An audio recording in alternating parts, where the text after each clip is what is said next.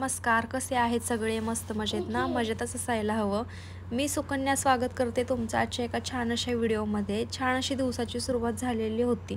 आज होता सॅटर्डे. धनू सकाळी स्कूलमधून जाऊन आला आणि त्याच्यानंतर मग त्याचे सगळे फ्रेंड्स होते ना, ते सगळे त्याच्या घरी खेळण्यासाठी आले होते. आणि तो ना काय करतो, मुलं आले का नाही एवढा हॅप्पी होतो ना की त्याला काय समजतच नाही. जेव्हा त्याचे फ्रेंड्स आले तेव्हा तो मोबाईल बघत बसला होता आणि त्याला कळलं ना की ते आलेत म्हणून, की लगेच मोबाईल वगैरे हातातून ठेवून दिला, टी व्ही वगैरे बंद केला आणि लगेच तो खेळायला लागला. आणि असं मला भारी वाटतो जर जेव्हा एकटा खेळत असतो किंवा त्याच्या फ्रेंड्ससोबत खेळत असतो, तो जेवढा हॅप्पी असतो ना तेवढा मला खूप आनंद होतो म्हणजे त्याला बघितलं की. आणि तो खूपच म्हणजे एकदम एक्सायटेड होऊन खेळत होता.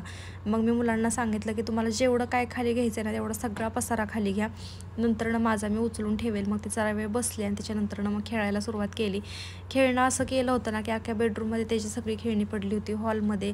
आणि धनुषनं तर प्लेट आणली होती एक, त्याच्यामध्ये सगळे सेल काढून ठेवले होते. त्याला ना सेलसोबत खेळायला खूप जास्त आवडतं. म्हणजे गाड्या ज्या काही बंद पडलेल्या असतात ना त्या सगळे त्याच्यामध्ये भरून ठेवतो. जेवढं काय सगळं खाली सामान टाकलं होतं ना ते मी सगळं भरून ठेवलं आणि ज्यातून लागणारं सामान होतं ते सगळं टाकून देण्यासाठी बाहेर काढलं.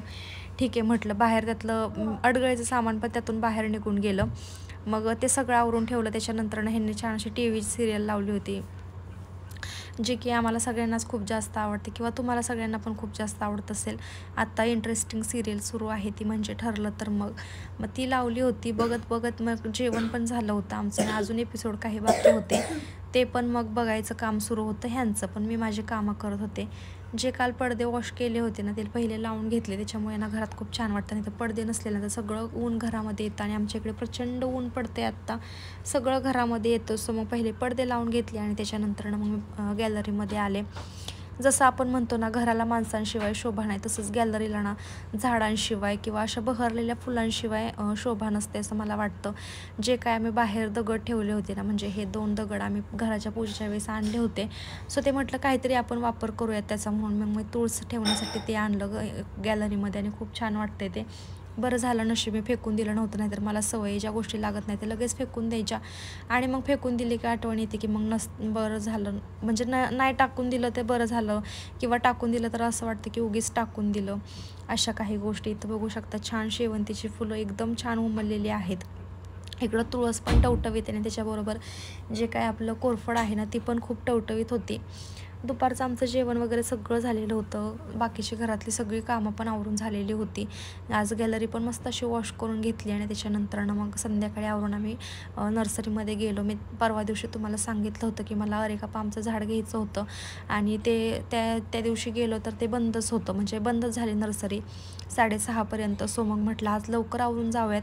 हे पण घरी होते म्हणून मग जो काय मी लास्ट टाईम तुम्हाला दाखवलं की टॉप मी हा फिटिंग करून आणलेला, तो छान असा टॉप वगैरे घातला, जीन्स वगैरे घालून घेतली आणि मग आम्ही आवरून गेलो नर्सरीमध्ये.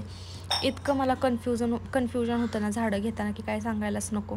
हे असं घेऊ का, ते तसं घेऊ का. घ्यायचं तर एकाच व्हरायटीचं आहे बरं का, पण त्यातून जे काय सगळी झाडं होती ना ती सगळी मी पालती घातली. म्हणजे हे दिसतंय का चांगलं, ते दिसतंय का चांगलं, ह्याचं पानच करपलेलं आहे. पण ठीक आहे, आता सगळ्याच झाडांची पानं थोडी थोडी करपलेली होती कारण ऊनच एवढं प्रचंड आहे.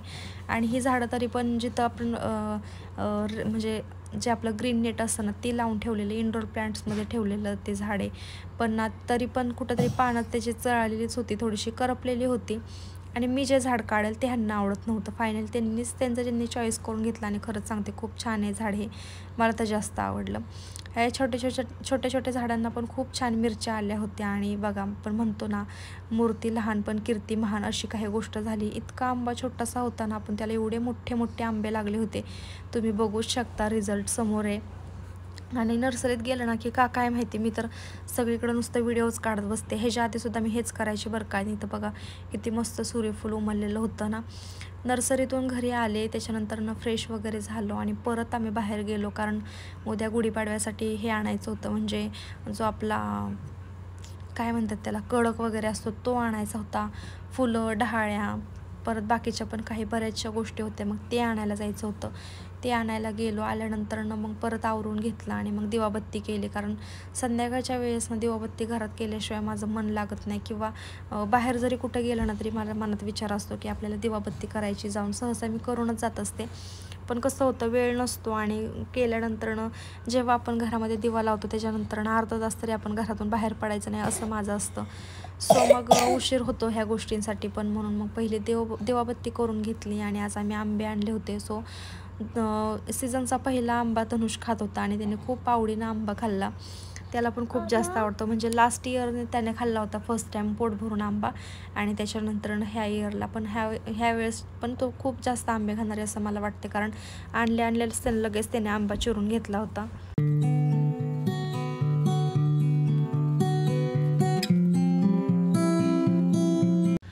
जसं जसं आपण इंस्टाग्राम स्क्रोल करतो तसं आपल्या मनामध्ये जे विचार असतात ना, कदाचित आपल्या जर लाईफमध्ये असं वेगळं काही सुरू असेल तर त्या बाबतीत रील येतात, किंवा एखाद्याला खायची क्रेविंग झाली असेल तर त्या रील येतात. तसं आज ह्यांच्यासोबत झालं होतं. ह्यांनी आज इंस्टाग्रामला नाही, हे इंस्टाग्रामला जास्त ऑनलाईन नसतात, यूट्यूबवरती ह्यांनी एक रील बघितली होती की इन्स्टंट पावभाजी कशी बनवायची ते, आणि अचानक बोलले की काय नाही सुकन्याच आपण पावभाजी बनवायची म्हणून. एक्सायटेड होऊन बाहेर घेऊन गेले मला, आणि जे काही पावभाजीचं मटेरियल लागत होतं ना ते आम्ही सगळं घेऊन आलो. इथं सगळ्या भाज्या वगैरे त्यांनीच कट करून दिल्या होत्या बघा, किती छान कट केल्यात. म्हणजे मी सुद्धा करणार नाही एवढ्या भाज्या कट, एवढ्या त्यांनी छान भाज्या कट केलेल्या होत्या. त्याच्यासाठी हे घेतलं होतं. म्हणजे वाटाणा आणला होता, फ्लावर ऑलरेडी घरामध्ये होता, टोमॅटो होतं, बटाटा होता, फक्त सिमला मिरच्या आणि वाटाणे आणायचे होते ते आणलं, बीट पण आणलं सोबतच. आता प्रोसेस करायला घेऊ, म्हणजे मी तुम्हाला रेसिपी सांगते कशी केली मी इन्स्टंट पावभाजी. ते भाज्या चिरून घेऊन साईडला ठेवून दिल्या. त्याच्यानंतर आलं लसूण खोबरं नाही, आलं लसूण कोथिंबीर मस्त मिक्सरमध्ये बारीक करून घेतलं. त्याच्यानंतरनं कुकर गरम झाला की त्याच्यामध्ये तेल आणि बटर मिक्स करून टाकलं.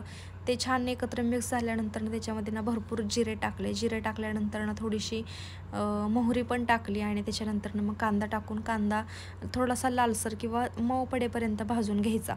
आता ना हे कॅमेऱ्याच्या पाठीमागे उभे राहिले होते की नाही तू हे असं टाक ते तसं टाक, म्हणजे जसं सिक्वेन्स होता ना तसंच त्यांनी मला टाकायला लावलं. आणि मी म्हणत होते की अरे नाही हे असं नाही करायचं, ते तसं करायचं, पण नाही, त्यांचं म्हणणं तसंच होतं की तू असंच करायचं, जसं मी सांगेल ना तसंच तू करायचं म्हणून. तर ठीक आहे म्हटलं, कधी कधी माणसांच्या मनाचं पण ऐकायला लागतं. आणि काय जाते मला तरी बनवायला, फक्त फोडणी तर द्यायची होती, बाकीचं तर सगळं त्यांनीच कष्ट घेतलं होतं कट वगैरे करायचं. आणि खरंच सांगते, नवरा असावा तर असा असावा. मी त्या बाबतीत खूप लकी आहे असं मी मानते की त्यांना प्रत्येक गोष्टीमध्ये इंटरेस्ट असतो. कुठली पण गोष्ट असू देत, अगदी छोटी असू देत, छोट्यातली छोटी असू देत, किंवा मोठ्यातली मोठी गोष्ट असू देत, प्रत्येक गोष्टीमध्ये त्यांचा इंटरेस्ट खूप जास्त असतो. म्हणजे त्या बाबतीत मी सांगते, मी एवढी एक्सायटेड नसते कोणत्या पण गोष्टींसाठी, पण ते छोट्या छोट्या गोष्टींमध्ये खूप हॅप्पी होऊन सगळं करत असतात. इथे ना मस्त पहिला मी चिकन मसाला टाकून घेतला. कांदा भाजल्याच्या नंतरनं आपलं लाल तिखट टाकलं. त्याच्यानंतरनं मग पावभाजी मसाला लगेच नाही टाकला, ज्या काही भाज्या होत्या त्या सगळ्या टाकून घेतल्या, व्यवस्थित मिक्स केलं. आणि मी त्यांना आधी सांगितलं होतं की सगळ्या भाज्या टाकून झाल्यानंतर मी त्याच्यामध्ये मीठ टाकणार, कारण मला असा अंदाज येणार नाही म्हणून. सो ते मी माझ्या मनानं केलं. सगळ्या भाज्या टाकून घेतल्या, चवीपुरतं मीठ टाकलं, आणि वरून मग 1-1.5 ग्लास पाणी टाकलं. आपल्या भाज्या जिथपर्यंत वरते म्हणजे जिथपर्यंत बुडतील ना तिथपर्यंतच पाणी टाकायचं आणि कुकर लावून घ्यायचा.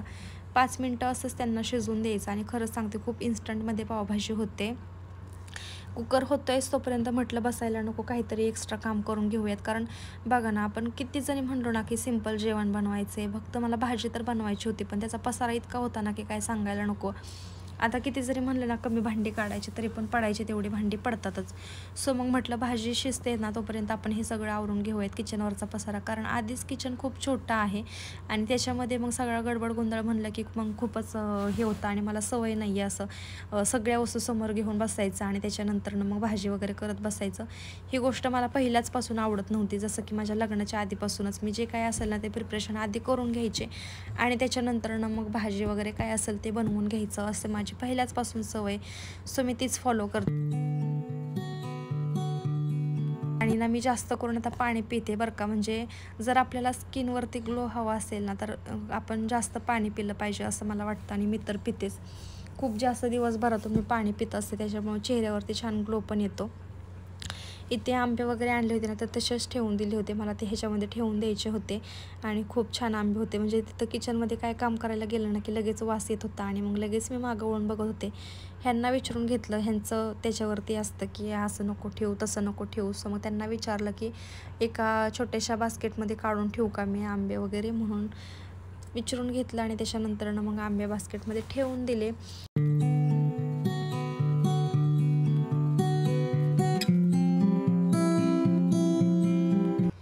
जेव्हा घरामध्ये कोणतं पण सामान येतं ना, तेव्हा मी त्या सामानाची पिशवी एवढी जपून ठेवते ना की काय सांगायलाच नको. सगळं आवरून झालं किचनवरचा पसारा. त्याच्यानंतरनं मग कुकर पण छान थंड झाला होता. मग मी भाज्या स्मॅश करायला घेतल्या. म्हणजे ना खूप छान भाज्या शिजल्या होत्या असं म्हणायलासुद्धा काही हरकत नाही. फक्त थोडंसं स्मॅश करावं लागलं, जास्त काही एफर्ट्स घ्यावे लागले नाहीत. आणि हे म्हटले की चल ठीक आहे, मी पण थोडंसं करून घेतो म्हणून त्यांनी पण मिक्स करून दिलं. आणि मी तुम्हाला ना मुद्दाम ह्यांच्या हातावरचा टॅटू दाखवते आहे, जो की माझ्या हातावरच्यापेक्षा पण त्यांचा टॅटू जास्त उठला आहे, छान उठला आहे म्हणजे. आणि ना मी खूप म्हणजे हॅप्पी झाले होते की त्यांनी स्वतःहून माझ्या नावाचा टॅटू काढला होता. हा आनंद प्रत्येक स्त्रीसाठी काही वेगळाच असतो ना. म्हणजे मी इमॅजिन पण नव्हतं केलं की हे माझ्यासाठी कधी टॅटू वगैरे काढतील म्हणून, कारण मला खूप हौस होती त्या गोष्टींची. सो मी काढून घेतलं. आणि मी काढतानाच त्यांचं माइंड चेंज झालं आणि ते म्हटले की चल काय नाही तर तू काढलायस ना तर मी पण काढतो म्हणून. खूप छान वाटलं होतं त्यावेळेस. आणि हे आमच्या ॲनिव्हर्सरीचं गिफ्ट आहे. त्यावेळेस आम्ही टॅटू काढून घेतला होता. तिथं भाजी चांगली स्मॅश करून घेतल्याच्या नंतर ना परत गॅस चालू केला. त्याच्यामध्ये पावभाजी मसाला टाकला जास्त, वरून बटर टाकलं आणि भरभरून गार्निशिंगसाठी कोथिंबीर टाकली. एकत्र मिक्स करून घेतलं आणि म्हटलं आता 5 मिनटं असाच कुकर चालू राहून द्यायचा, म्हणजे कमी गॅसवरती.